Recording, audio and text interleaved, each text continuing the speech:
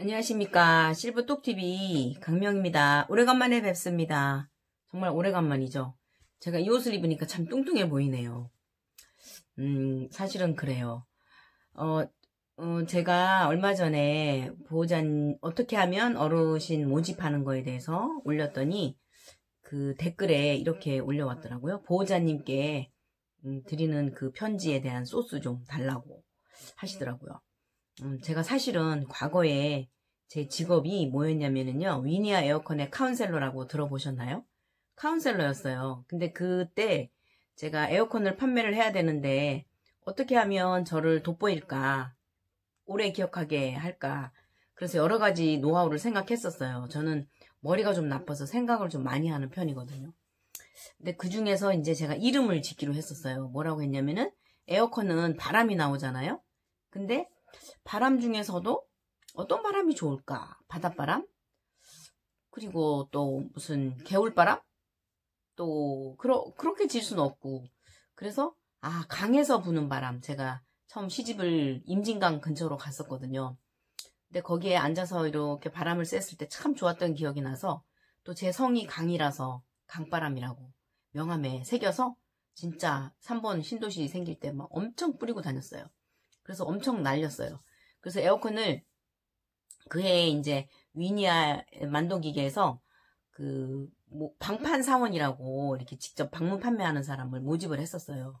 한 50명을 첫 해에 뽑았는데 그 중에서 제가 1등을 하고 있었어요. 잘 팔고 있었는데 그때 마침 김일성이 돌아가시었다고 해야 되나 죽었다고 해야 하나 그 해에 얼마나 더웠습니까? 엘니뇨 현상 들어보셨죠?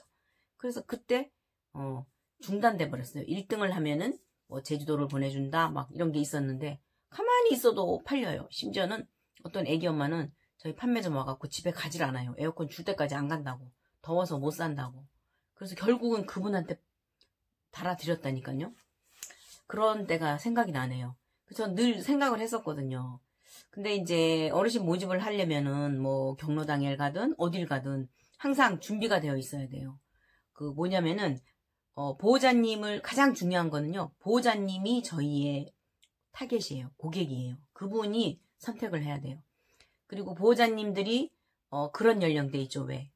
컴퓨터를 잘 못하는 연령대이거나 아니면은 그 핸드폰을 이렇게 어플 들어가서라던가 아니면 검색을 좀 잘 못하시는 보호자님들은 자녀들이 해요. 30대, 뭐 20대에서부터 30대 손자, 손녀일 수도 있고 자녀. 그러니까 그 자녀가 아니라 그러니까 어르신들의 손자들이죠. 손자들, 손녀들. 이제 그런 경우는 인터넷에 노출을 많이 시켜놔야 돼요. 그래서 블로그라던가 저는 블로그도 열심히 했었어요. 제가 블로그를 한 15년 전부터 제 개인 블로그 했거든요. 그냥 올렸어요. 제가 시쓰기를 좋아했어요. 글쓰기를. 그래서 뭐 단편 수필도 쓰고 뭐 소설도 쓰고 일상을 그냥 이렇게 계속 올렸었어요. 제가 아무것도 하지 않았을 때도. 그래서 좀 익숙해져 있어갖고 블로그를 처음에 하다가 그 블로그를 보고 참 많이 오셨는데 근데 항상 이제 그 툴이라고 그래요. 저는 영업 툴. 밖에 나갔을 때 누구를 만날지 모르잖아요. 그래서 명함도 좀 특이하게 해야 돼요. 제 명함을 좀 언제 공개할 기회가 있다면 이제 공개해드리고 명함을 전달을 해야 할 경우 근데 그 어르신한테 어르신이다 그러면 어르신이 그래 내가 여기 갈게 하지 않아요. 95%는 우리 애들한테 뭐 줄게 라던가 아예 필요 없어 라던가 이렇게 하지만 그래도 제가 잘 어르신 이거요. 아드님이나 어르신 누구하고 사세요? 이렇게 접근을 잘해야 돼요. 그 어르신의 마음을 연 다음에 뭔가 저에 전달을 해야 되는 거지 저를 전달해야 되는 거지 무턱대고 처음 만나자마자 여기 있습니다. 이것만 명함만 내밀면 되는 거 아니에요. 그 어르신과 대화를 잘 해서 어르신이 이거를 보호자에게 전달을 하겠다 할 만큼 했을 때 전달을 하는 거예요. 명함을 드릴 수도 있어요. 팜플렛, 말하자면 리플렛이라고도 하는데 저희는 아직 리플렛을 만들지 않았어요. 참 저희가 갖고 싶었던 게 저희만의 봉투, 대봉투와 소봉투를 이렇게 직접 인쇄를 해서 로고도 저희 만들었거든요. 20만 원 주고 그 로고가 들어가고 주소가 인쇄된 그걸 만들고 싶었는데 그게 참 3, 40만 원대가 들어갔어요. 근데 제가 망설이다가 어떻게 못하게 됐어요. 근데 그게 참 늘 마음에 와닿아요. 가슴이 아파요. 그러니까 주간보센터 운영해 보시면 알아요. 그거를 마음대로 할 만큼 여유가 있지 않아요. 그 다음에 이제 그 봉투를 하고 싶었고, 또 우리만의 자체 그 프로그램, 아주 작은 영상 하나를 만들어서 이제 어르신께 보여드린다거나 아니면 이제 보호자님께 보여드릴 수 있는 그런 것도 하나의 툴이에요. 근데 이제 그 편지를 좀 가르쳐 달라고 그랬죠.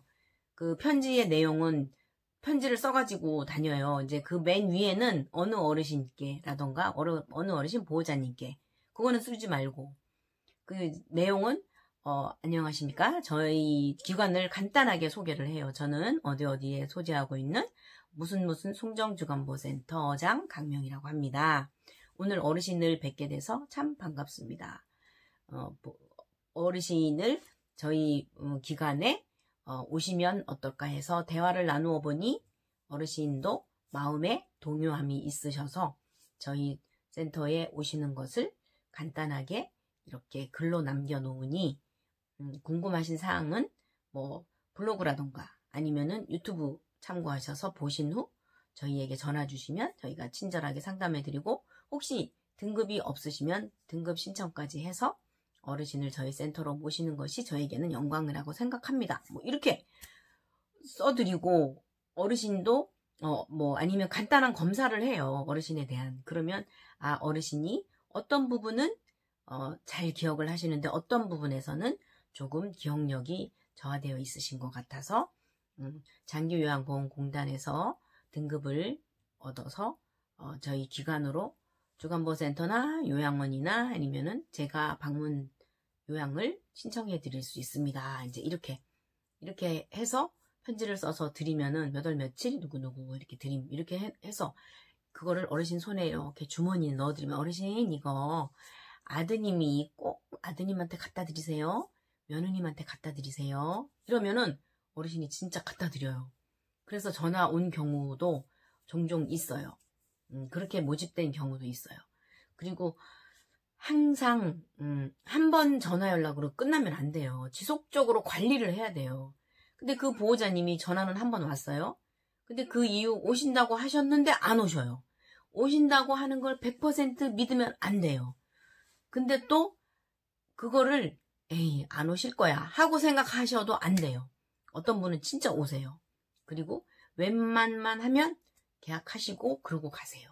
오셨을 때 등급 인정서, 그 다음에 표준 이용 계획서, 그리고 또 복지용구, 이 세 가지 꼭 서류를 가지고, 혹시 모르시니까 그거 가지고 오세요 이렇게 얘기를 하면은 오실 수 있죠 라던가, 그러면 그분들이 거부감 없이 네 가져갈게요 라던가, 뭐 천천히 할게요 뭐 그러면 네 그러세요.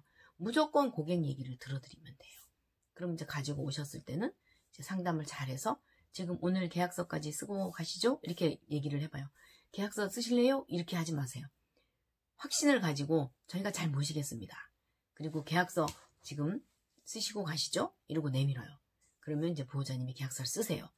그리고 쓰고 난 다음에는 준비물을 해주세요. 거기에 뭐 예를 들어서 개인 칫솔이라던가, 저희도 처음에는 딱 드렸어요. 근데 이게 똑같은 거를 다 드리니까 어느 분 뭐 이렇게 찾을 때는요 막 헷갈려서 잘 못 찾아요. 근데 댁에서 가지고 오시라 그런다거나 그러면, 그리고 뭐 한 얼마가 나오시다가 안 나오시는 경우도 또 있어요. 그러면 그 칫솔이 정말 우리가 칫솔이 엄청나게 이만큼씩 막 쌓이더라고요. 그래서 저희 요즘은 이제 가급적이면 준비물에 칫솔, 그리고 양치컵도 저희가 준비는 되어 있지만 양치컵도 보호자님이 준비해 주시면은 상징적으로 요거는 어느 어르신 거야, 어르신 거야 딱 금방 쉽게 탁탁탁 알 수가 있으니까 그런 것도 장점이 될 수 있더라고요.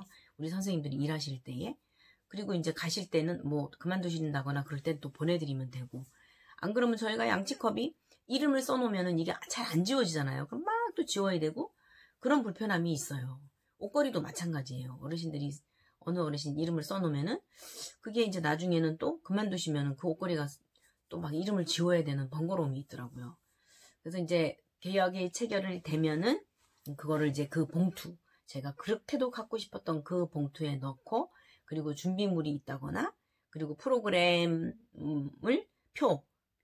한 달치 프로그램 표나 식단표, 이거하고 또 또 이제 우리 센터에 연혁이 있어요. 뭐 몇 년 몇 월 며칠에 오픈을 해서 또 언제쯤 뭐를 구입을 했다거나 어떤 시설을 추가를 했다거나 간략하게 뭐 저희 전기차를 구입을 했습니다. 언제 구입을 했고 뭐 이렇게 써진 그런 그 연혁표라던가 아니면 소개, 뭐 저희가 어떤 이념으로 이곳에 설립하게 되었습니다. 뭐 해서 이제 간단한 그런 소개지를 만들어서 그 3가지 정도를 이제 봉투에 넣어서 이렇게 드리면서, 아니면 뭐 저것도 좋아요. 기념품 하나 정도 또 이렇게 물티슈라던가 요만한 거 하나 그런 거 마련했다가 그것도 우리 자체적인 그 스티커 붙여서 우리 홍보용으로 그런 것도 준비해서 가실 때 넣어서 이렇게 드리면은, 그러면 굉장히 이제 강한 그렇게 준비한 데가 거의 잘 없어요. 저도 사실은 이 물티슈는 아직 못하고 있어요. 근데 말씀을 드리는 거예요. 여유가 되신다면 그렇게 제대로 배우셔서 하시면 어떨까. 네. 그 편지에 대한 그 답변은 충분했나요? 이런 내용으로 쓰면 돼요. 제가 그 에어컨 영업할 때도 멀리 계신 어떤 분을 찾아갈 때 제가 KGMP라고 그 클린룸 시스템을 저희가 했거나 냉난방 시스템을 이제 하거든요. 그럴 때 그 제약회사 같은 데 찾아가면은 구매 담당을 먼저 만나야 돼요. 그럼 이제 그분이 누군지를 모르잖아요. 근데 일단 전화를 해요. 어디 회사에. 뭐 동아제약이면 동아제약, 뭐 이렇게 전화를 해서 한미약품이면 한미약품. 그래서 어디 이제 구매가 과장님 좀 부탁합니다. 가장 이제 중간층이시죠. 중간관리자. 그래서 통화를 하면 이제 제 소개를 인사를 하고 제 소개를 하고, 그래서 제가 이 회사에 나오는 어떤 제품을 아주 잘 복용을 하고 있습니다라던가, 아니면은 정말 매출이 이 회사의 가장 효자 상품인 것 같아요. 막 이렇게 해드리고, 제가 좀 방문 좀 하겠습니다. 그러면은 그러라고 해요. 그러면 제가 이제 편지를 써요. 편지를 이렇게 정말 뭐 계절에 대한 변화라던가, 제가 문예반을 12년을 했다고 그랬죠. 그래서 이제 그거를 써서 이렇게 보내드리면, 그러면은 그분이 제가 갔을 때 정말 이렇게 화사한 옷을, 제가 늘 그랬죠. 제가 45살, 한 50살 정도까지 올드미스라는 소리를 들었어요. 제가 지금은 정말 주간보센터 하다가 너무 바쁘고 제대로 못 갖춰가지고 못 가꿔가지고 형편은 없지만, 조금 전엔 50살 정도까지만 해도 제가 굉장히 멋을 부리는 사람이었는데 이렇게 바뀌었어요. 아니 한 48? 아니 50 정도는, 네, 그때까지는 그래도 제가 화장을 안 하면 밖에 안 나고 분장을 하고 다녔던 사람인데 참 바뀌었어요. 그 눈을 수술을 했는데 이 수술이 참 잘못됐어요. 저는 쌍꺼풀을 너무 두꺼워서 지워달라고 했더니 또 그래도 쌍꺼풀 진 눈이 훨씬 더 이쁜 것 같아요. 저는 안 진 눈이 너무 부러웠는데 수술을 이렇게 해놨더라고요. 눈을 떠보니 이제 붓기가 가라앉으니까 참 이상하게 변했어요. 얼굴이 변했어요, 많이. 근데 이미지도 중요하고요. 그 보호자님 만날 때 이미지도 중요하고, 또 어떤 대화로 풀어나가느냐, 첫 인상, 그것도 굉장히 중요한 것 같아요. 네, 너무 잔소리 많이 했죠? 오늘도 시청해주신 여러분 감사하고요. 행복한 하루 되셨죠? 편안한 밤 되세요. 감사합니다.